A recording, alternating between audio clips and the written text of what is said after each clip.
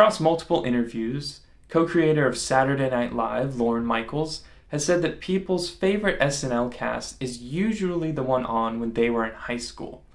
Beyond SNL, Michaels' point speaks to the formative nature of people's teenage years. And this definitely helps explain why I think 2008 to 2010 is a golden era of IGN's podcasts.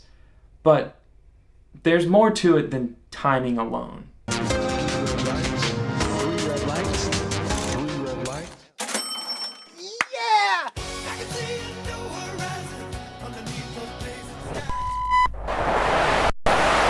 What's up, everyone? Your Game Scoop crew here at E3. Beyond. What's up, everybody? Welcome to Podcast Beyond. Founded in the 1990s, IGN quickly became one of the biggest gaming news sites, and they still are today. In 2005, IGN released their first podcasts. I started listening in 2008 when I was around 13 years old. My interest in video games brought me to these podcasts, but the hosts, the people, got me to stick around.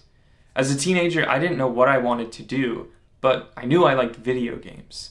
So when I learned that there were people getting paid to go to E3, write about, and review video games, naturally, it just became my dream job. Dude, they didn't show a single core title. Nothing. And they had a chance to show, anything they wanted, even a glimpse, and there was nothing. For every 5-star review of something, no matter what it is, there's always going to be a half-star review of that same thing. Here's one of the hosts of Three Red Lights, Hillary Goldstein, sharing what he thought of the podcast. Why do you think people liked the Three Red Lights podcast when it was so bad? Legitimately, it was a really bad podcast. Why do people like it? Because every once in a while someone is like, TRL was great. And I'm like, no, it was really bad.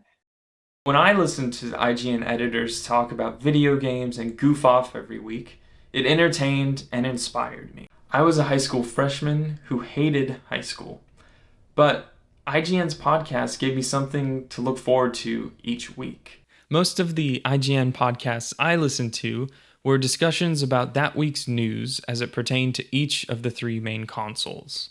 Nintendo voice chat episodes came out on Mondays. Even though most Wii games did not appeal to me, I listened because I grew up playing Game Boy and GameCube. Also, IGN's Nintendo team was stacked with industry knowledge, namely Mark Bozon, Matt Casamassina, and Craig Harris. Episodes of IGN's Xbox podcast, Three Red Lights, came out on Wednesdays. How does one describe Three Red Lights? Calling it off the rails or off the wall doesn't even scratch the surface, or touch on the fact that many episodes would just become discussions about the show Lost. Thank you for calling Xbox Customer Support. My name's Ernest. May I have your first and last name? Yes, my first name is Cobra. My second name is Commander. How may I help you today? Yes, my 360 is broken. Episodes of Podcast Beyond came out Thursdays. My favorite of IGN's podcasts, the hosts influence what games I played based on their discussions, and how I played them, i.e. pursuing PlayStation trophies. All right, this one comes from Vinny. Hey guys, currently Hi, Vinny. That was Greg Miller, one of the hosts of Podcast Beyond, reading my email on episode 104. On the one hand, it's just somebody reading an email. But to teenage me, it meant a lot more. It was not only being a part of this show that I loved, it was, wow, these adults are taking me and my interest in video games seriously, which is not something I've found in daily life. Florida has 2 words? Yes. Oh, okay. Fridays meant Game Scoop, IGN's broader gaming podcast, not bound to any one specific console. Equally important to the discussions about games were the dating and life advice segments. Damon Hatfield hosted Game Scoop when I started listening, and he still hosts it today. Game Scoop, I'm your host, Damon Hatfield. More than keeping up with gaming news, I listened to all these podcasts because they were fun. At times, the IGN editors took themselves and games seriously, but they also made fun of each other and the silly aspects of the games industry. If these podcasts had been sterile recaps of news, I wouldn't have kept listening. What came through in every episode was enthusiasm. I can feel the music! Feels good, doesn't it? I can't wait to play with you. There's no multiplayer of any kind. Tuning in every week to hear these IGN editors' thoughts and opinions, I formed a one-sided connection.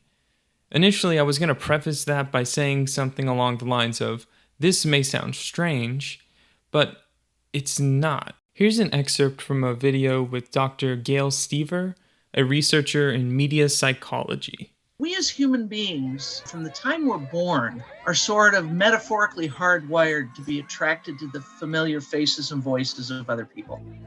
And if you look particularly at what happens in digital media, in internet media, there's a tendency when you find someone whose work you like to sort of do this immersion in their work so that you're looking at them, their face, hearing their voice over and over and over and over. And when you think about that much exposure to the face and voice of a person, this is what is the foundation for what we call attachment.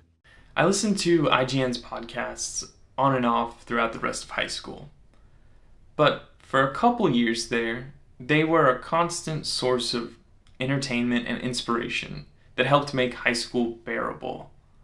I don't have any desire to go back and listen to these old episodes now, largely because they're topical episodes, they're topical shows, but I appreciate these podcasts and the hosts who were unknowingly the stewards of my early teenage years.